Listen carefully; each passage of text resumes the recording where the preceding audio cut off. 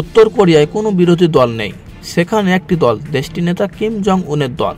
দেশের ভেতর কিমের রাজনৈতিক সিদ্ধান্তের বিরোধিতা করার কেউ না থাকতে পারে, কিন্তু তার শত্রু আছে দেশে এবং দেশের বাইরে। তাই কড়া নিরাপত্তায় দিন কাটান তিনি। রাষ্ট্রপ্রধান হিসেবে নিরাপত্তা ইস্যুতে তিনি এমন কিছু সুবিধা ভোগ করেন যা বিশ্ববিখ্যাত সেলিব্রিটি বা মাল্টিমিলিয়নাররাও পান না। তথ্য প্রবাহের ক্ষেত্রে পুরো পৃথিবী থেকে বিচ্ছিন্ন থাকায় দেশের ভেতর কিম জং উনের জীবনধারা নিয়ে বিখ্যাত সত্য খবর বের করা মুশকিল।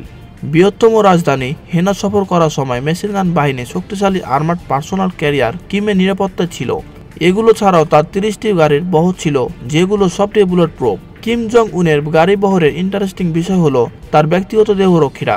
তার গাড়ি যখন চলতে থাকে তখন প্রায় 12 জন দেহরক্ষী গাড়িটিকে ঘিরে দৌড়াতে থাকে। আসলে তারা কিমের যাত্রাপথ মনিটর করেন।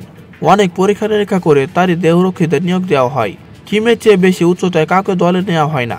ওজন বেশি হলে, মুখে কাটা দাগ থাকলে, দৃষ্টিশক্তি কম হলেও কিমের দেহরক্ষী হওয়া যায় না। যারা এই সুযোগ পায় তাদেরকে মার্শাল আর্টে সেরা হতে হয়। শর্ট রেঞ্জ এবং লং রেঞ্জ অস্ত্র চালনায় পারদর্শী হতে হয়। আকাশপথে চলার জন্য কিম জং উনের বিমানটি দেখে পুরনো ব্রিটিশদের বিমান ভেবে ভুল করবেন না। বাইরে থেকে দেখতেই এটি পুরনো মনে হলেও এর ইন্টেরিয়র পুরোপুরি আধুনিকায়ন করা হয়েছে। ভেবনি কাঠ, মূল্যবান চামড়া এবং হাতির দাঁতের জিনিসপত্র দিয়ে ডেকোরেশনের ছড়াছড়ি। ধারণা করা হয় বিমানটির এই ইন্টেরিয়র আপগ্রেডিংয়ে ব্যয় করা হয়েছে $1 মিলিয়ন। ইংল্যান্ডের তৈরি একটি ইয়টো আছে কিমের। 95 ফিট লম্বা ইয়টটির মূল্য $7 মিলিয়ন। রেলপথে চলতে গেলে কিম জং উন 3টি ট্রেন নিয়ে চলেন। একটিতে তিনি নিজে থাকেন, বাকি দুটিতে তার নিরাপত্তা বাহিনী থাকে। ট্রেনের বগিগুলো মেঝে সহ বুলেট প্রুফ। জানালাগুলো কালো কাঁচের তৈরি, সেগুলো দিয়ে সবসময় বাইরের অবস্থান মনিটরিং চলতে থাকে। সর্বাধুনিক কমিউনিকেশন সিস্টেমে সার্বক্ষণিক ইন্টারনেট কানেকশন থাকে কিমের ট্রেনে। আরেকটি মজার ব্যাপার হলো কখনোই এক বাড়িতে বেশি দিন থাকেন না কিম জং উন।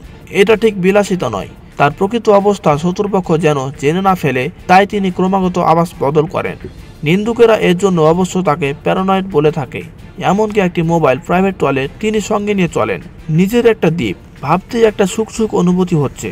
কিম জং উন আস্ত একটা দ্বীপের মালিক। দ্বীপটির অবস্থান গোপন রাখা হয়। কিমের সকল চাহিদা মাথায় রেখে স্থানটি সাজানো গোছানো হয়েছে। খুব অল্প মানুষই সেখানে যেতে আসতে পারেন।